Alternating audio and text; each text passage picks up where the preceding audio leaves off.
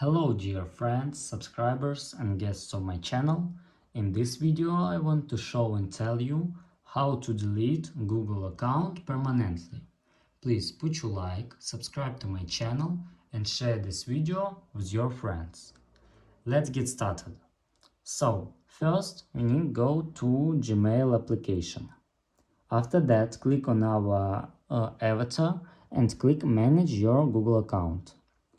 After that, click Data and Privacy and click on Search bar and here enter Delete.